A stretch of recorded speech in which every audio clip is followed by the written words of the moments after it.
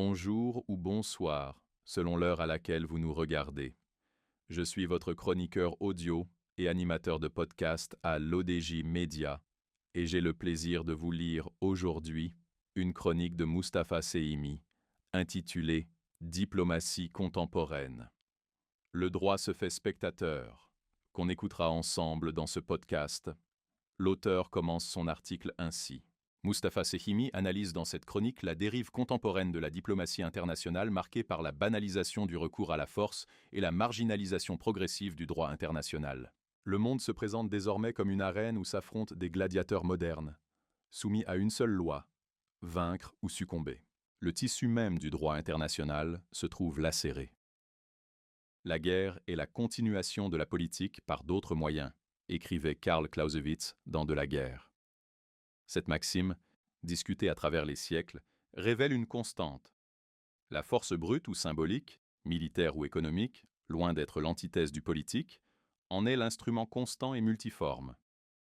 De la Pax Romana à la diplomatie de la canonnière, en passant par l'empire mongol de Gengis Khan, l'histoire montre combien la force a servi de levier au pouvoir et de langage diplomatique. Pourtant, après le cataclysme de la Seconde Guerre mondiale, une espérance nouvelle est née, celle d'un ordre international fondé sur le droit. La Charte de l'ONU, 1945, érige en principe l'interdiction du recours à la force, sauf en cas de légitime défense, art. 161, ou sur autorisation du Conseil de sécurité, CS, art. 2.4. Même durant la guerre froide, la force persiste. Elle est alors drapée dans l'illusion d'un équilibre normatif où le droit, bien qu'imparfaitement appliqué, demeure la grammaire commune des États. Mais cette architecture s'est fissurée à la fin du XXe siècle. Elle se délite aujourd'hui au rythme des conflits. Serbie, OTAN 1999, Irak, États-Unis 2003, Géorgie et Ukraine, Russie 2008 et 2022, ou encore l'attaque du Hamas le 7 octobre 2023, suivie de la riposte disproportionnée, génocidaire même par bien des aspects, d'Israël.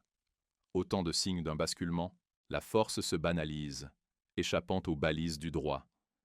L'exception est devenue la règle force, sous ses formes brutes, armées, symboliques, diplomatiques et économiques, ou médiatiques, s'impose désormais. Elle devient de plus en plus l'instrument privilégié des politiques étrangères contemporaines. Marginalisation du droit international. Le droit international repose sur une fiction, elle est noble, mais fragile. L'égalité souveraine des États. Proclamée à l'article 2.1 de la Charte de l'ONU, cette égalité se heurte à la réalité brutale de l'asymétrie des puissances. Car si tous les États sont nés égaux en droit, certains sont plus égaux que d'autres. Ainsi, les grandes puissances, abritées derrière leur puissance militaire, économique ou symbolique, s'autorisent des entorses, voire des violations manifestes du droit, sans craindre de châtiments crédibles. L'invasion américaine de l'Irak en 2003 en demeure l'exemple emblématique. Sous le prétexte des armes de destruction massive, Washington bombarda Bagdad sans mandat onusien et sans conséquences internationales. Cette impunité des pachydermes internationaux mine le crédit du droit et elle nourrit l'idée d'une hiérarchie subtile des souverainetés, où la parole des uns vaut décret, et celle des autres, adhésion ou soumission. Pire encore, le droit, loin d'être ignoré, est parfois instrumentalisé. Il devient paravent, façonné au gré des intérêts stratégiques. La guerre préventive, de la doctrine Bush, 2001, ou l'intervention humanitaire, de l'OTAN au Kosovo, 1999, illustrent cet habillage normatif. La force se drape alors des vertus de la morale et de la légitimité juridique pour masquer des motivations énergétiques, sécuritaires ou géopolitiques. Le droit devient ainsi le masque raffiné d'un réalisme brut, une parure rhétorique que chacun ajuste à ses besoins jusqu'à l'en vider de sa substance. Impuissance organisée. Les blocages institutionnels accentuent ce mouvement. Le Conseil de sécurité, pierre angulaire du système de 1945, incarne désormais une impuissance organisée. Le veto, ombre pesante qui plane sur toute décision, paralyse son action en Ukraine, en Syrie ou à Gaza. À chaque crise, la loi se tait, étouffés par l'arithmétique glaciale des intérêts permanents. Ce silence nourrit fatalement la défiance envers un ordre multilatéral jadis porteur d'apaisement, devenu instrument des rapports de force qu'il devait pourtant équilibrer. Les nationalismes se durcissent, les rivalités s'aiguisent, et les normes universelles se fissurent. Chine, Russie, Iran et bien d'autres puissances émergentes ne voient plus dans le droit international un cadre impartial, mais un levier de domination occidentale. L'Afrique, quant à elle, par une diplomatie contestataire aux accents de revanche, oppose le silence. Elle s'abstient de dénoncer les transgressions du droit comme pour renvoyer à l'Occident le miroir de sa propre indifférence et de ses balances qui allègent singulièrement et cyniquement lorsque le tumulte embrase les terres africaines. Dès lors, le droit international perd sa vocation fédératrice. Il n'apparaît plus comme l'expression d'un monde commun, mais comme l'instrument d'un camp. Ce soupçon, ancré dans l'imaginaire collectif, achève d'en affaiblir l'autorité morale. Géopolitique de l'intimidation. Au délitement institutionnel et idéologique s'ajoute un défi nouveau, l'émergence d'acteurs non étatiques violents.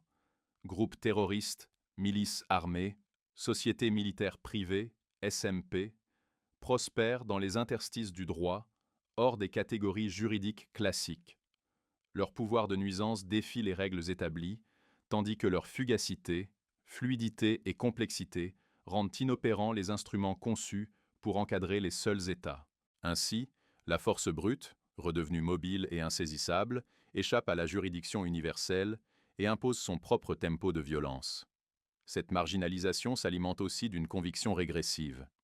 L'idée, partagée par certains dirigeants, que les normes internationales entravent la puissance et que seule la virilité diplomatique impose le respect.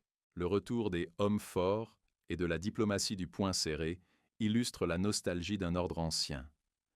L'histoire qui se forge non dans les traités, mais dans les victoires militaires. Le culte, celui de la force, une fascination pour la verticalité autoritaire véritable, géopolitique de l'intimidation, érode encore la fragile culture juridique internationale.